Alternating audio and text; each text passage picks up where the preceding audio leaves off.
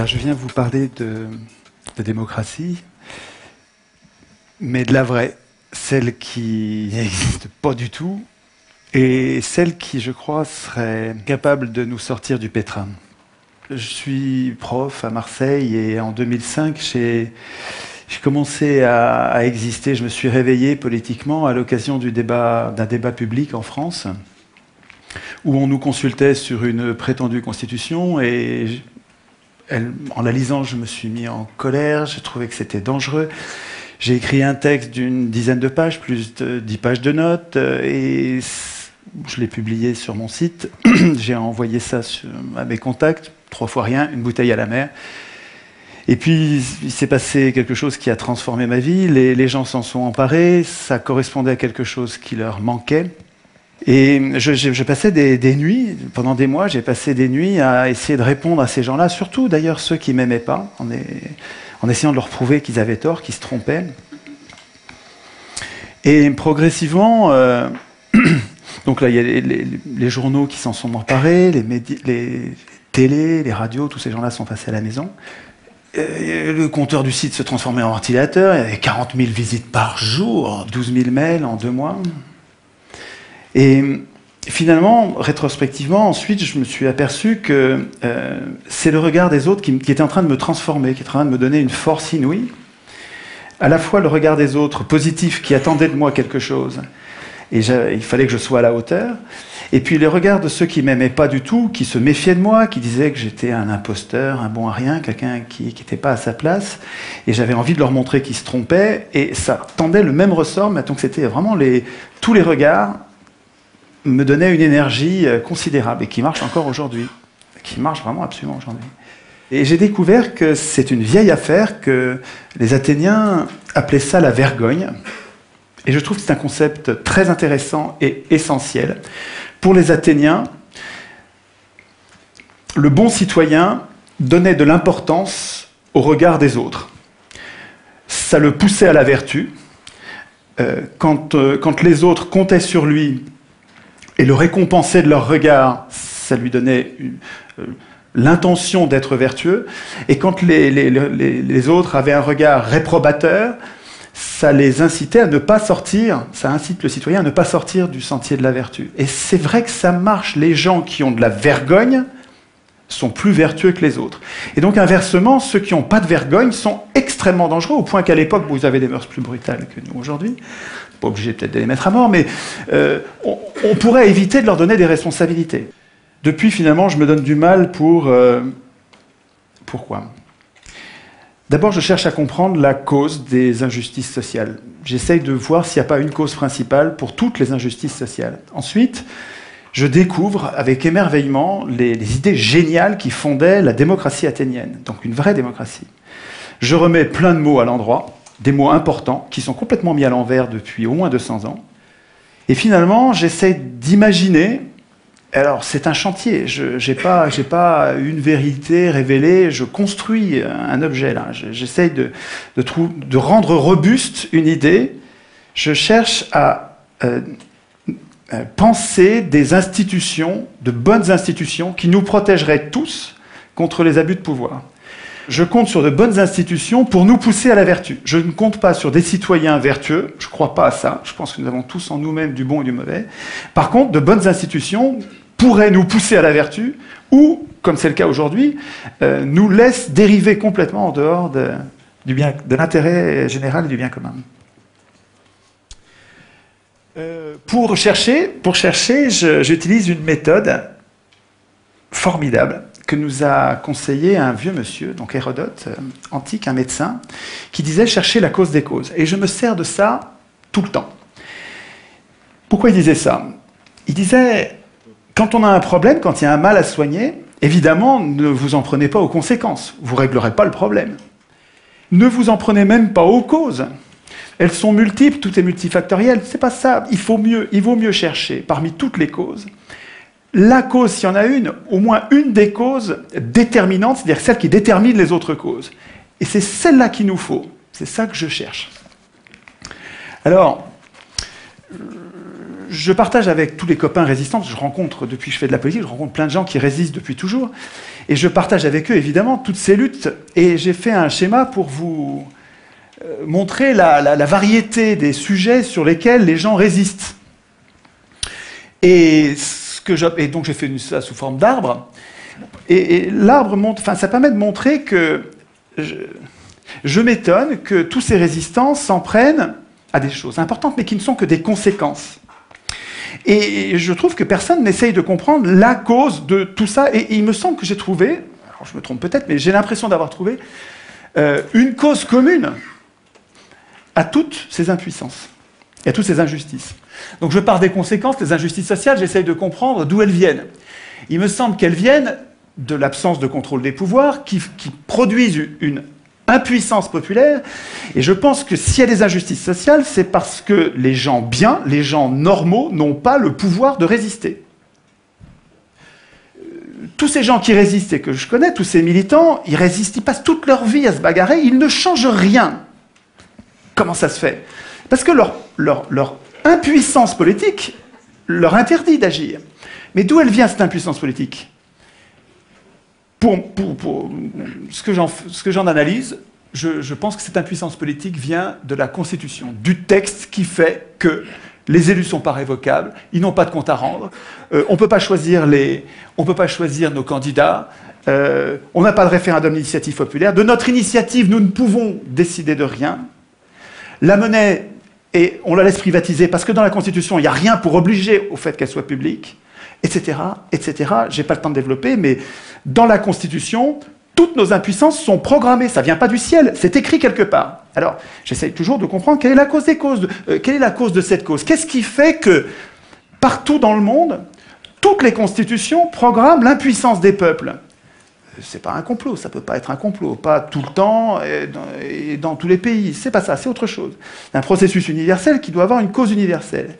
Et il me semble que ce qui fait que toutes ces constitutions sont mauvaises, qu'elles programment l'impuissance des gens, au lieu de programmer notre puissance, et au lieu de nous garantir contre les abus de pouvoir, elles programment notre impuissance, je pense que c'est parce que ceux qui écrivent la Constitution, les auteurs constituants, ceux qui écrivent la Constitution ont un intérêt personnel à ne pas écrire de bonnes constitutions, à ne pas écrire notre puissance. Et ils sont jugés partis, ce sont des professionnels de la politique. Et cette cause-là, là on est proche de la cause des causes, c'est pas leur faute, c'est pas eux qui sont des pourris, c'est nous qui les laissons écrire.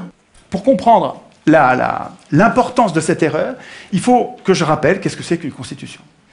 Les peuples, nous, depuis longtemps, depuis 2500 ans, avons besoin de mettre au-dessus de nous des représentants pour produire et appliquer un droit écrit qui nous protège contre l'arbitraire des plus forts.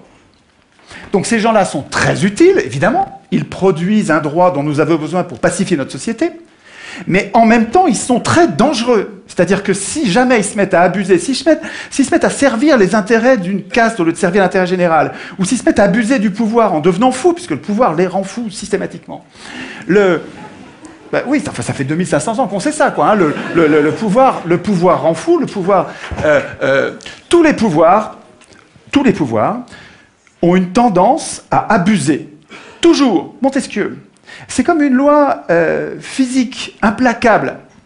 Et il y a une idée géniale pour nous protéger de ça, c'est la Constitution. Alors la Constitution, qu'est-ce que c'est? C'est un texte qui est au-dessus des pouvoirs et qui ne sert pas du tout à organiser les pouvoirs. Les pouvoirs n'ont pas besoin de nous pour s'organiser, pas du tout.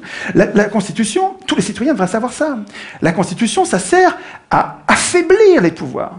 Ça sert à inquiéter les pouvoirs pour nous protéger, nous. Nous protéger, nous, contre les abus de pouvoir. Mais attendez, si les représentants doivent craindre la Constitution, il ne faut pas qu'ils l'écrivent eux-mêmes. Sinon, s'ils l'écrivent eux-mêmes, ils vont programmer leur puissance et notre impuissance. Enfin, un enfant comprend ça. Donc l'idée centrale, mais vraiment c'est une idée essentielle, c'est que c'est pas aux hommes au pouvoir d'écrire les règles du pouvoir, et c'est pas à eux, il faut pas attendre que ce soit eux qui renoncent à écrire le pouvoir, il renoncera jamais, la solution elle viendra pas d'eux, elle viendra de nous, c'est à nous de leur interdire d'écrire la Constitution. Ça, c'est vraiment l'idée, à mon avis, l'idée essentielle qui nous manque. Alors, dans la bagarre qui va opposer les gens normaux à ceux qui exercent le pouvoir en ce moment, il y a... Ah oui, c'est bien ça, le temps qui passe là. Oui. Il y a une inversion des mots. D'abord, je ne suis pas un citoyen. Un citoyen, c'est autonome. Ça vote, il vote lui-même ses lois. Moi, je suis un simple électeur. C'est-à-dire, je suis hétéronome. Je subis la loi écrite par quelqu'un d'autre. Nous appeler citoyens, c'est nous payer de mots. On se la pète, mais on n'est rien du tout. Qu'est-ce qu'on fait dans cette démocratie? Dans cette prétendue démocratie, qu'est-ce qu'on a comme droit? On a le droit de désigner des maîtres politiques qui vont tout décider à notre place pendant 5 ans. On les désigne parmi des gens qu'on n'a même pas choisis. En plus, c'est les plus riches qui les choisissent. Et quand dans le cas éventuel où ils nous trahissent au dernier degré, on n'a pas le moindre moyen de résister. Alors c'est vrai qu'on a la liberté d'expression, mais absolument sans aucune force contraignante. C'est-à-dire qu'on a le droit de blablater, si ça n'a pas d'effet, on a le droit. Dès que ça change quelque chose, c'est un massacre. Et nous appelons ça démocratie. C'est notre faute. Nous devrions faire la grève de ces momentaires. Nous devrions refuser d'appeler démocratie ce qui est son strict contraire. Nous participons à notre impuissance politique en acceptant d'appeler démocratie ce qui est la négation même de nos droits. C'est-à-dire que quand on accepte d'appeler ça démocratie, on n'arrive même pas à formuler la solution. On a besoin de la démocratie, mais on n'arrive pas à le dire puisque le mot est pris par son contraire. C'est génial d'avoir inversé les mots. C'est du Big Brother, absolument. Hein. Ça ne s'est pas passé par hasard. C'était pas bien au début, en 1789, quand ça a commencé il y a 200 ans, et puis ça s'est pas dégradé. C'est pas du tout ça. Sieyès, un grand penseur de la Révolution française, une pointure, hein, je ne vous parle pas d'un second couteau, écrivait en 1789. Les citoyens, ouvrez les guillemets, hein, c'est Sieyès qui parle. Les citoyens qui se donnent à eux-mêmes des représentants ne peuvent pas écrire le droit, ne peuvent pas du tout, doivent renoncer à faire eux-mêmes les lois. Ils n'ont pas de volonté particulière à imposer. S'ils dictaient des volontés, la France ne serait plus cet État représentatif, ce serait un État démocratique. Le peuple, c'est toujours du Sieyès, hein, le peuple, je le répète, dans un pays qui n'est pas une démocratie, et la France ne saurait l'être, le peuple ne peut parler, et ne peut agir que par ses représentants. Tiens, ce gars-là n'était pas un démocrate. Et il savait très bien ce que c'était la démocratie. Vous allez le voir dans un instant. Tout le monde savait, avant 1789, tout le monde savait, Montesquieu, Aristote, ils savaient tous que l'élection est aristocratique, donc oligarchique. Aristote le disait explicitement, je vous passe la citation. Montesquieu le disait aussi explicitement, je vous passe la citation. Vous irez sur le net pour chercher, il faut que je gagne du temps. Je voudrais insister, ça c'est super important. Il y a 2 choses très importantes. Pendant 200 ans de tirage au sort à Athènes, où il y avait des riches et des pauvres. Ok, je sais qu'ils avaient mis de côté les esclaves, je sais qu'ils mettaient de côté les femmes. Je ne vous parle pas de ça, je vous parle des citoyens. Les citoyens de l'époque, il y avait des riches et des pauvres. Pendant 200 ans de tirage au sort, c'est les pauvres qui ont dirigé toujours. Toujours. Au contraire, on a un autre exemple. Alors, on a deux exemples historiques, avec des faits. Ce n'est pas des opinions, c'est des faits. Pendant 200 ans de tirage au sort, le tirage au sort, c'est les pauvres qui gouvernaient. Il y avait des riches, mais ce n'est pas eux qui gouvernaient, c'est les pauvres qui gouvernaient. Et puis pendant 200 ans de gouvernement représentatif, parce que c'est comme ça que ça s'appelle notre régime, ça ne s'appelle pas une démocratie, ça s'appelle un gouvernement prétendument représentatif. Et dans ce régime-là, pendant 200 ans, c'est toujours les riches qui dirigent. Toujours. Moi, ma question, puisque le tirage au sort donne le pouvoir aux pauvres, le pauvre c'est 99%, hein, puisque l'élection donne le pouvoir aux 1%, des ultra-riches, mais jusqu'à quand les pauvres, les 99%, vont-ils défendre l'élection comme si c'était une vache sacrée? Enfin, je veux dire, pour moi, il y a quelque chose d'indéfendable à voir tous ces pauvres qui défendent l'élection alors que le tirage au sort leur rendrait le pouvoir. Qu'est-ce qui fait que nous tenons à l'élection? Je pense que c'est parce que c'est pas la raison, parce que les faits montrent que nous n'avons pas intérêt à ça. Mais par contre, c'est les mythes. L'école dite républicaine nous apprend que depuis qu'on est tout petit, que élection égale démocratie, démocratie égale élection. Alors, depuis que tout petit, on le croit.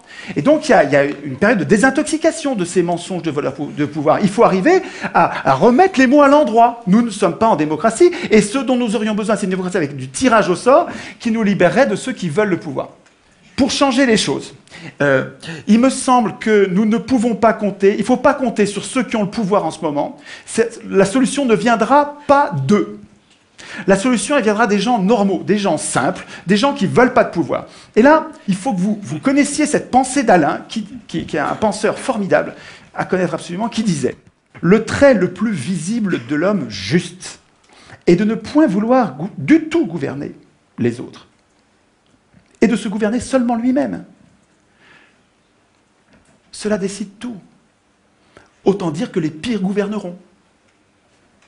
Si les gens bons ne veulent pas gouverner, et qu'on donne le pouvoir, comme dans le gouvernement représentatif, à ceux qui le veulent, les pires gouverneront. Ce piège qui est désespérant d'Alain, Alain, il a raison quand il dit ça, il a raison dans le gouvernement représentatif. Parce que tant qu'on donne le pouvoir à ceux qui le veulent, tous les gens qui sont justes, qui sont bons, qui ne veulent pas du pouvoir, on ne les aura pas. Alors que on peut sortir de ce piège de cette tenaille, je pense, avec une vraie démocratie. Une vraie démocratie où vous donnez le pouvoir à n'importe qui, et les meilleurs d'entre nous sont parmi ces n'importe qui ne veulent pas du pouvoir. C'est la démocratie qu'il nous faut. Mais c'est à nous de le vouloir. Il ne faut pas attendre que nos élus le veuillent. Ils ne le voudront jamais. Les élus, ils ne veulent pas la démocratie. Ça les foutrait au chômage, la démocratie. Le tirage au sort, à Athènes, il donnait un tout petit peu de pouvoir, pas longtemps, et jamais 2 fois de suite, avec plein de contrôles qu'il faudrait prendre le temps d'expliquer, ce qui fait que les Athéniens, ils donnaient ce petit peu de pouvoir pour le garder pour eux. Ce n'est pas les tirés au sort qui votaient la loi. Les tirés au sort, ils faisaient la police, ils faisaient la justice, donc ils appliquaient les lois, ils faisaient les préparations des lois, parce que les Athéniens, en assemblée, ils ne pouvaient pas préparer les lois. Et parce que les représentants étaient affaiblis par le tirage au sort, les citoyens avaient la garantie qu'il restait le souverain. Il ne faut pas craindre le tirage au sort. Nous serions, nous tous, bien plus puissants avec un système de tirage au sort qui ferait que nos représentants restent nos serviteurs et ne pourraient pas devenir nos maîtres.